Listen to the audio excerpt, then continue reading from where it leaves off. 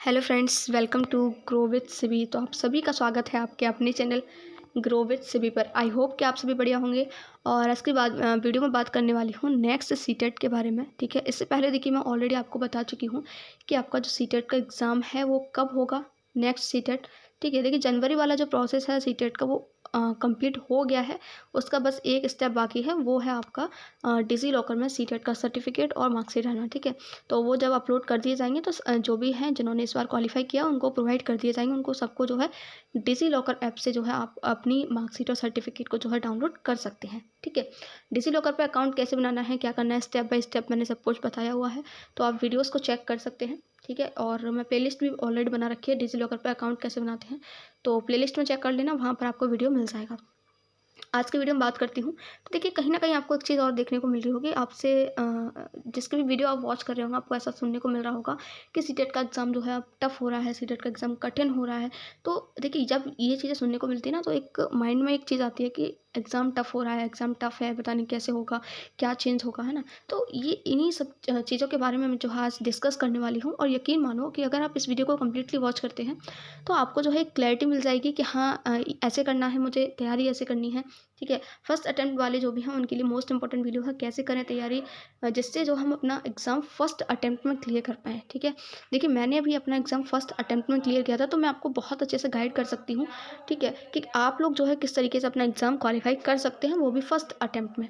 जो भी लोग जो है फेल हुए हैं यानी कि दोबारा से एग्ज़ाम देंगे, ठीक है, वो टेंशन ना लें, क्योंकि उनके लिए भी एक स्ट्रेटजी वीडियो लेकर के आऊँगी, ऐसी वीडियो लेकर के आऊँगी जिससे वो लोग भी अपना नेक्स्ट सीटेट क्वालिफाई कर सकें। ओके, तो ये वीडियो भी उनके लिए भी हेल्पफुल रहेगा क्योंकि कॉमन चीज़ें ही ऑलमोस्ट रहती हैं जो मैं यहाँ पर बताने वाली हूँ। तो स्टार्ट करते हैं। एक सच मैं आपको बताऊंगी कि क्या है सच, क्या सच में सीटेट का एग्ज़ाम टफ हुआ है, क्या है। ठीक है, एक वर्ड आपको देखने को मिल रहा होगा, आखिरी मौका है ये। ठीक है, आखिरी मौका क्यों है, तो देखिए ऐसा इसलिए है, ये चीज़ मैं भी कहूँगी आपसे कि जितना हो सके ना इस वाले सीटेट पे मेहनत कर लेना और इस वाले सीटेट को क्लियर कर लेना। ठीक है, अब ऐसा नहीं है कि आगे वाले जो बच्चे आएंगे उनके लिए जो है बहुत ज़्यादा टफ हो जाएगा, वो नहीं कर पाएंगे, ऐसा बिल्कुल भी नहीं है। चीज़ें चेंज होती हैं और लोग करते भी हैं। ठीक है, अब यहाँ पे मैं बता दूँ, देखिए आपका जो सीटेट का एग्ज़ाम है वो 2011 से आपका क्या हो रहा है, ऑफलाइन हो रहा है। फिर आपका जो है जब कोविड आया तो फिर आपका ये 2 साल तक 2020 और 21 में, आई थिंक यस 20 और 21 में आपका ये जो है ऑनलाइन हो गया 2 साल। ठीक है, और अभी जो है ये आपका फिर से ऑफलाइन हो गया है। अब जो आपका नेक्स्ट सीटेट होगा जो भी अगस्त में एक्सपेक्टेड है, तो ये जो सीटेट है आपका ये भी आपका ऑफलाइन होने वाला है। लेकिन इसके बाद जो आपका सीटेट है, देखिए अभी तक जो सीटेट करवाया, इतनी सालों से जो सीटेट चल रहा है आपका, वो कौन कंडक्ट करवा रहा था, सीबीएसई कंडक्ट करवा रहा था। ठीक है, अब जो सीटेट है आपका वो सीबीएसई कंडक्ट नहीं करवाएगा, अब कौन कंडक्ट करवाएगा, तो अब जो आपका सीटेट है वो एनटीए कंडक्ट करवाएगा। अब एक नई संस्था जो है इसको कंडक्ट करवाने वाली है, तो ऑब्वियसली इसमें बहुत सारे चेंजेस भी आपको देखने को मिलेंगे। ठीक है, तो यहाँ पर देखिए ये जो एनटीए कंडक्ट करवाएगा ये आपको जो है अब जो सीटेट होगा उसके बाद जो सीटेट होगा उसमें देखने को मिलेगा। तो अभी आपके पास मौका है कि इतने सालों से जो पैटर्न चला आ रहा है उसी पैटर्न पर आपको एग्ज़ाम देने का मौका मिलेगा। देखिए कहीं ना कहीं चीज़ें चेंज होती हैं तो श्योरिटी किसी को भी नहीं होती है कि क्या आने वाला है, क्या चेंजेस होंगे, क्या होगा। ठीक है, लेकिन अभी आपके पास मौका है, आप बिल्कुल पीछे का जो भी है, जिस तरीके से पीछे से चीज़ें चली आ रही हैं कि आपको प्रीवियस ईयर करने हैं, ये थ्योरीज कंप्लीट करनी है, ये सिलेबस है, सब कुछ सेम है। ठीक है, तो वहीं से आपको तैयारी करनी है। सिलेबस से याद आया, अगर आपको सिलेबस चाहिए तो आप टेलीग्राम चैनल ज्वाइन कर लेना। वहाँ पर मैंने फ्री में पीडीएफ जो है आपको प्रोवाइड किया हुआ है, इंग्लिश का भी मिल जाएगा, हिंदी में भी मिल जाएगा। ओके, अब यहाँ पर देखिए तो मेरा मानना देखिए बस इतना है कि अगर आपकी कॉन्सेप्ट्स क्लियर हैं, आपकी थ्योरीज क्लियर हैं, आपने रिवीजन किया हुआ है, आपने प्रीवियस ईयर क्वेश्चंस किए हुए हैं, मैं देखिए कुछ अलग है ही नहीं जो मैं आपको बताऊँ इस एग्ज़ाम के लिए। ठीक है, जो चीज़ें हैं वही कॉमन चीज़ें, 2 से 3 चीज़ें ही होती हैं। अगर आप उनको अच्छे से करते हैं तो 100% आपका सीटेट क्लियर होगा।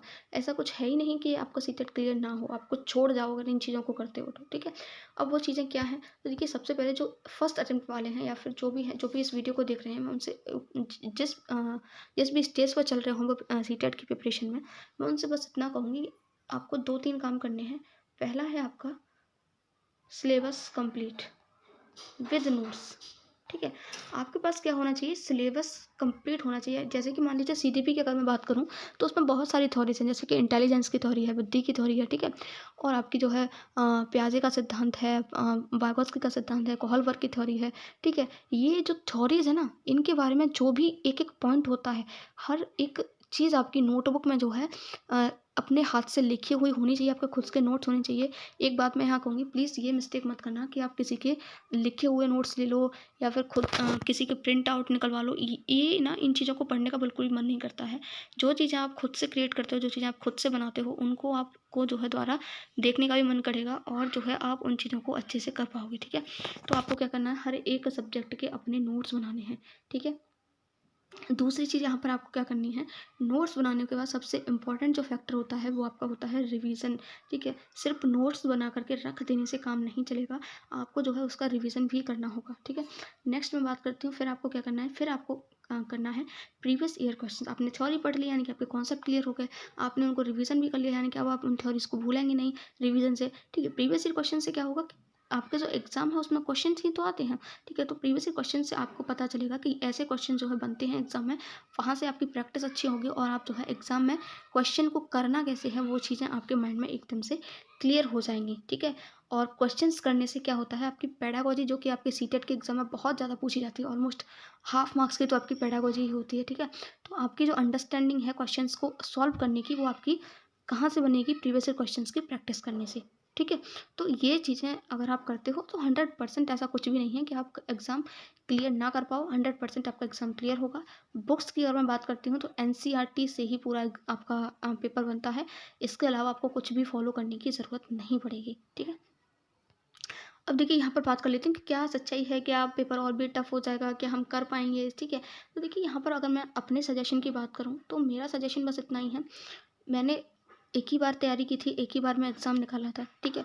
अब यहाँ पर जो चीज़ मैं आपको समझाना चाहती हूँ वो ये है कि देखिए उसके बाद जो मैंने पेपर देखा, ऐसा तो नहीं था कि मैं फिर से पढ़ रही हूँ सीटेट का फिर से कर रही हूँ, ऐसा तो नहीं था।